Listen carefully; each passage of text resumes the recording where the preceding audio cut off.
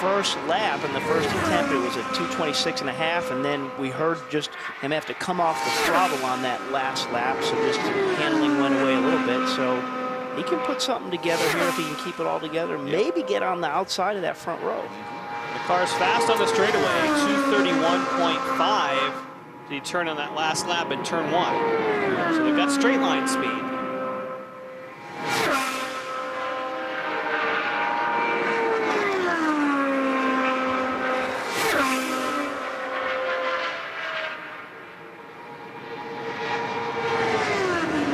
It's a 224 or 224.502, and he backed off again. Yeah. You know, if it's not there, you don't need to be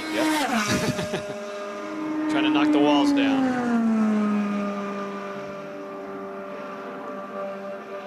And so Hideki Muto remains 9th on the outside of row number 3. Jan, recap what's happened.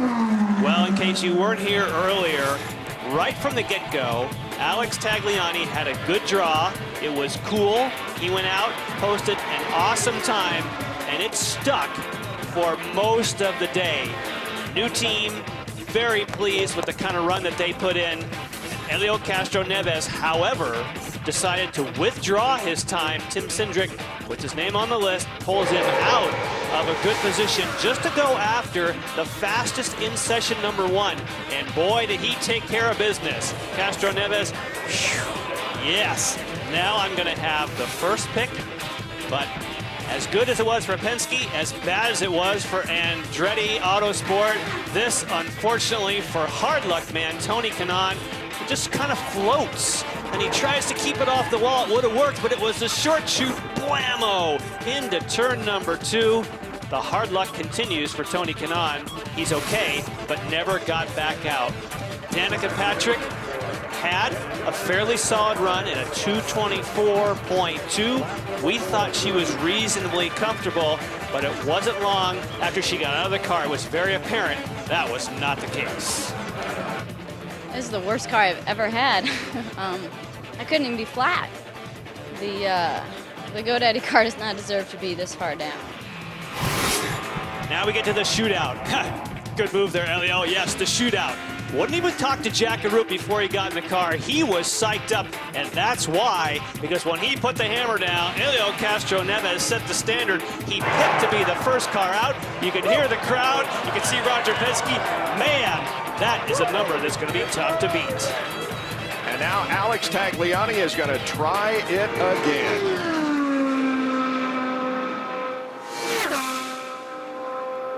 Again, you do not lose the speed that you turned in earlier. You just try to better it.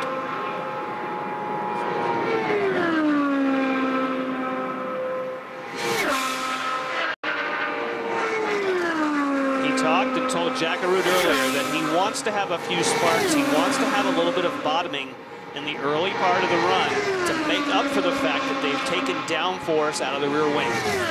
226.365. That would move him up to P5.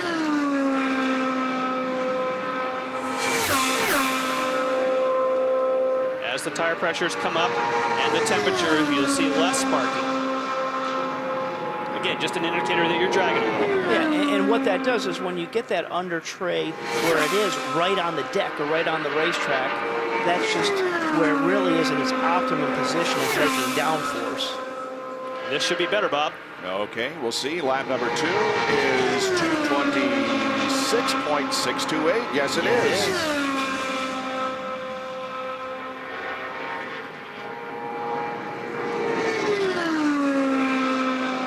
So let's see if he can get that average up to 226.5 plus to bump himself onto the front row.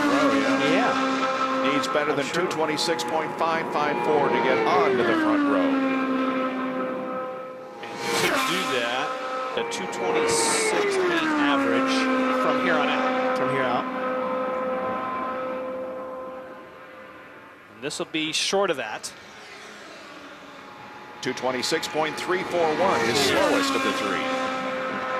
So you have to pick it up a bunch here on the 4th to get on the outside of that front row.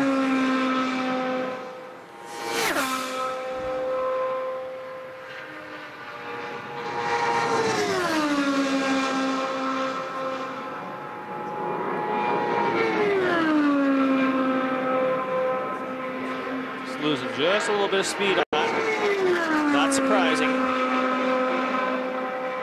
The Canadian driver who makes his U.S. home in Las Vegas takes the checkered flag again. Lap number 4 is 226.226, and the average is 226.390.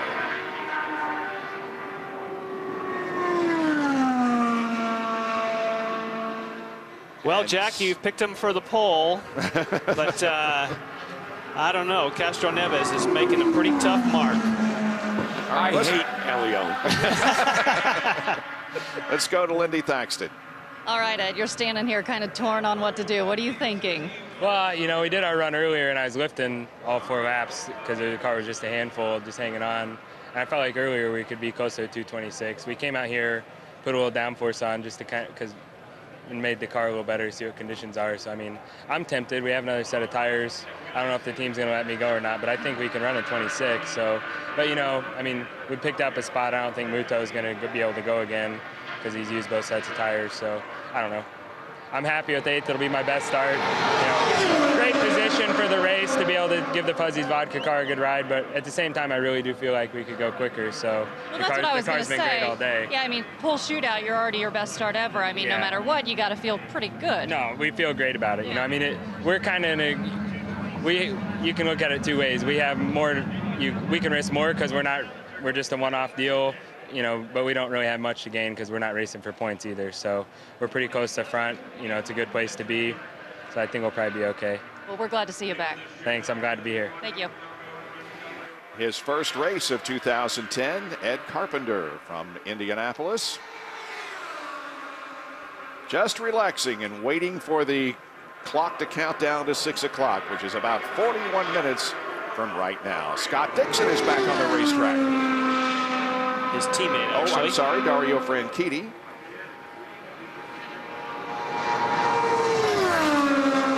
Well, we saw Chip kind of walk along there saying, no, we're not happy with that. We want more speed. They made wholesale changes last night that the car responded to earlier today. And with the conditions being different now, I think it sounded like they're going to make some other changes and see what kind of speed they could find. Lap 1 is 226.899. Good lap. Yep. Turned in at 231.4. So they've gained straight line speed. And he's a little quicker at this point than he was in lap 1. In fact, he's flirting with a 227. Of course, it depends on the other end of the racetrack. But yes, I think if he strings this, he'll be in the 227 range now, Bob. Let's see. Lap number 2. Yes, yeah. 227.027. And let's not forget his run earlier. He went quicker every lap. So let's see if that's a pattern. Now 227.970 is the pole average. He's flirting with that. No, I'm sorry. No, he's a 6.9. Yeah. 7.9 versus a 6.9. Right. However, that's still pretty good.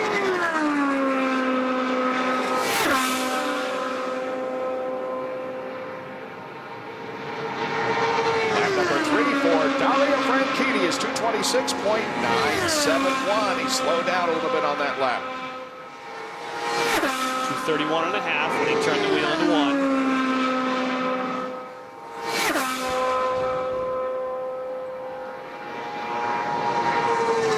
Still, he's looking to secure himself of being in the 2nd place. Pretty solid. This is a nice, this is a nice solid run. In fact, this last one, again, last corner depending, will be right on the edge of another 227. Checkered flag waves for Dario Franchitti. And the 4th lap is 227.065. So his 4th lap was his fastest. The average is 226.99. So just like Chip said, they did have a little bit more.